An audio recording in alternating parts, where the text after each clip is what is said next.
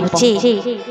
सम्मत ऋषि को पता चला कि श्रृंगी ने शराब दे दी है। सम्मत ऋषि जाकर के बोले कि दी हुई शराब वापस तो नहीं ली जा सकती है, पर एक उपाय मैं बताता हूँ। कैसे उपाय? कि सुखदेव जी महाराज से 7 दिन का भागवत कथा सुनो। कहा कि पहली बार मेरा परेशानियां बढ़ी है और ये है शराब की निशानी, याद रखिएगा। और फिर वो ज्ञान गंगा के तट पे पहुंचे और सुखदेव जी महाराज से आग्रह किया कि तक्षक नाग की काटने की मुझे श्राप मिली है। हे महाराज, आप मुझे इस श्राप से मुक्ति कीजिए, इस श्राप से मुक्ति कीजिए। मैं मृत्यु से भयभीत हूँ, मुझे डर लग रहा है, मैं कांप रहा हूँ, मुझे इस मृत्यु से भय से मुक्ति कीजिए। सुखदेव जी महाराज ने कहा कि हे राजा, मैं उन्हीं को कथा सुनाता हूँ, क्योंकि मुझे पता है परमात्मा दया का सागर है, करुणा का सागर है, रहम का सागर है। वो अवश्य रहम करेंगे, पर उनके विषय में जानने के लिए, उनको याद करने के लिए कथा की आवश्यकता होती है। और ये कथा होती है भागवत कथा। मैं तुझे भागवत कथा सुनाऊंगा और 7 दिन का ये कथा होगी। तो एक श्राप ने 7 दिवस ले लिया कि 7 दिन के अंदर में ही इसकी मृत्यु हो जाएगी। जरा सोचिए, एक श्राप। ना जाने संसार में कितने व्यक्ति कितना श्रापित हो जा रहे हैं। बड़ों को डिस्रिगार्ड, छोटों को श्राप देते जा रहे हैं। और इससे मुक्त होने के लिए कहा कि कथा प्रारंभ होगी। राजन, कथा जिस विधि से सुनाया जाएगा, विधि पूर्वक कथा सुन करके कथा को आचरण में लाना, और जो तुझे कहा जाए वो अवश्य करना। तब कथा सुनने की आग्रह किया और कहा, हे राजा, स्थान ग्रहण करो और मैं तुझे कथा सुना रहा हूँ। कथा सुनाने लगी। चलिए सभी पहले हाथ जोड़ लेंगे। कहा, हे राजा, जन्म मरण के मध्य हो, जन्म मरण के मध्य हो, जीवन कर्म प्रधान, जिनका जन्म उज्ज्वल है वही कर्म महान, वही कर्म महान। कहा, हे राजा, जन्म और मरण के बीच में, जन्म और मरण के बीच में कर्म क्या है? सभी बोलिए, कर्म। जन्म और मरण के बीच में कर्म है। जन्म लिए हो तो मरण तो होगी, होगी कि नहीं? कथा सुना रही। कहा, जन्म और मरण के बीच में कर्म है, तो अब आपने श्रापित वाला कर्म कर डाला,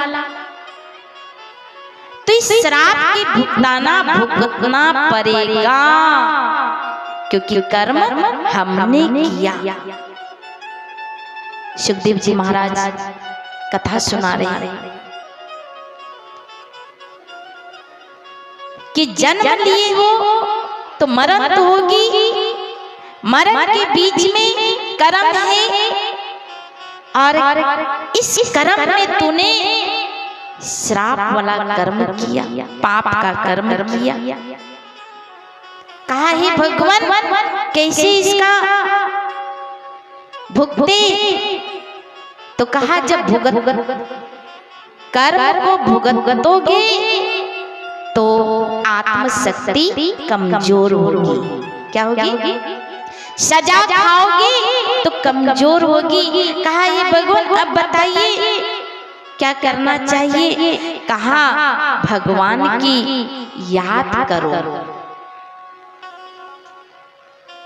पश्चाताप के बदले भगवान को याद करो, जिस याद से तेरा पाप नष्ट हो।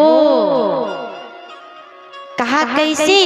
कहा इस शरीर में चेतना को जगाओ। चेतना यदि याद होती तो अवश्य हम पाप नहीं करते। करते क्या? करते क्या? नहीं करते। तो चेतना वो है आत्मा। आत्मा स्मृति में रहो, याद करो कि जब हम जन्म लिए थे, निर्वस्त्र थे, तो उसमें आत्मा थी कि नहीं? थी कि नहीं? और जब मरण होगी तो कफन पहनाया जाएगा और मुर्दे को। तो जन्म जब लिए थे तो 6 दिन के बाद हमें एक बित्ता का वस्त्र मिला था, और जब मरण होगी तो 5 मीटर का कफन होगा। अब बताओ इस दोनों के बीच में जो कर्म है, तो कर्म में कहां किसके लिए कैसा कर्म किया? खुद के लिए या दूसरों के लिए? कैसा कर्म किया? तो हमारे कर्मों में यदि लोभ आता है, हमारी कर्मों में अगर मोह आता है, हमारी कर्मों में अगर छल होता है, हमारी कर्मों में अगर झूठ होता है, हमारी कर्मों में यदि कंजूसी आता है, तो ये पाप का कर्म बनता जाता है। क्योंकि कर्म करती है आत्मा। किसने किया कर्म? आत्मा ने। कहा आत्मज्ञान से ही आपने जो कर्म किया आत्मा ने किया है। अब नष्ट भी पाप को आत्मा को समझ करके ही खत्म करना पड़ेगा। तो याद करने के लिए कहा कि आत्मा अजर अमर अविनाशी है। सभी बोलिए प्यार से, मैं आत्मा अजर अमर अविनाशी हूँ। शरीर विनाशी है। सभी बोलिए प्यार से, शरीर विनाशी है।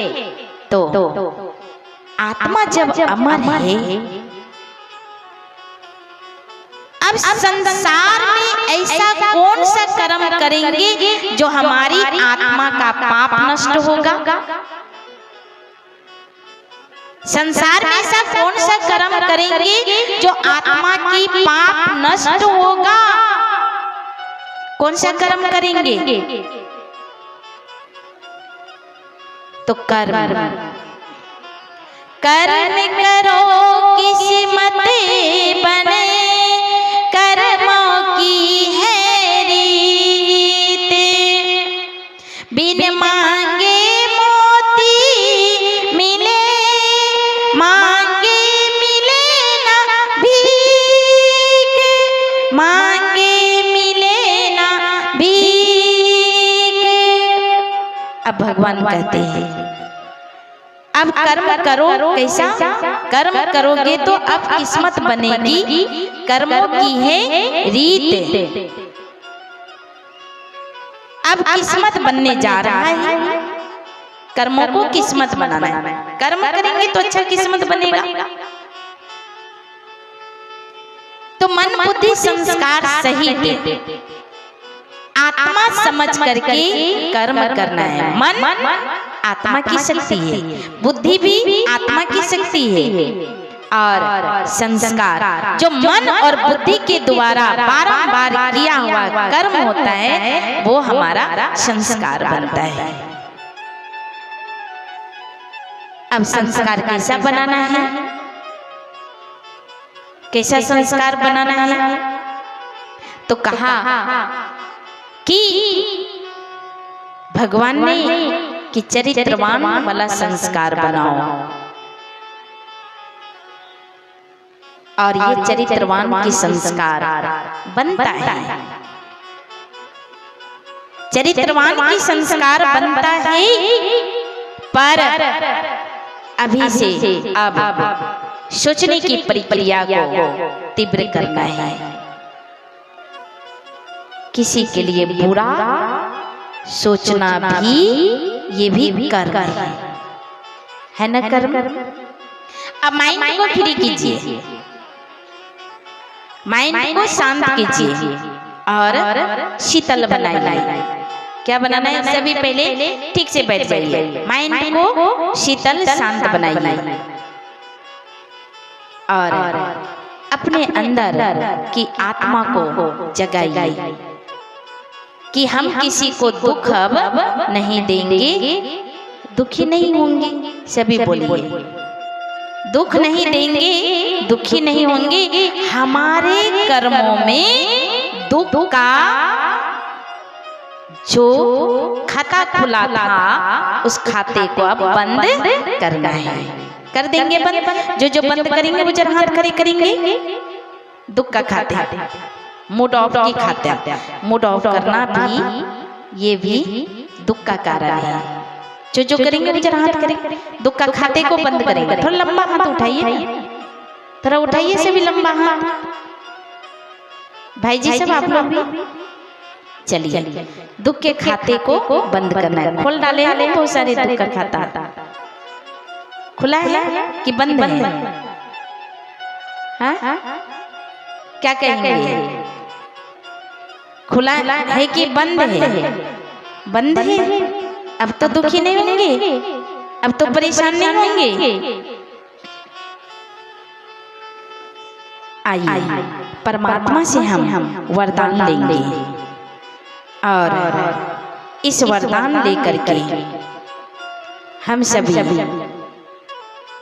प्यार से कहेंगे, ऐसी दया करो भगवान जो कि हम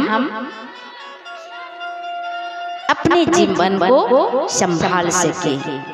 ठीक है, तैयार हो गए सभी?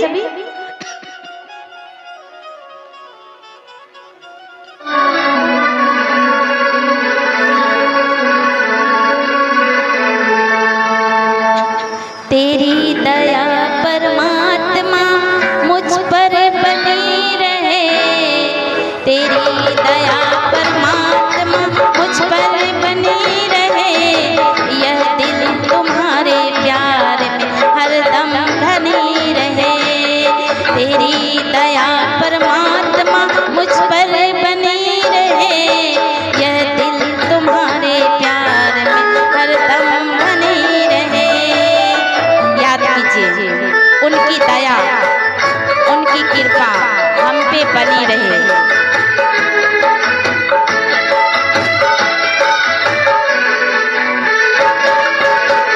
सभी मीठी मीठी तालियां। जीवन है चतरिया प्रभु भक्ति का रंग है, पूरी वो नातियां मेरे दिल की उमंग है। जीवन है चतरिया प्रभु भक्ति का रंग है, पूरी वो नातियां मेरे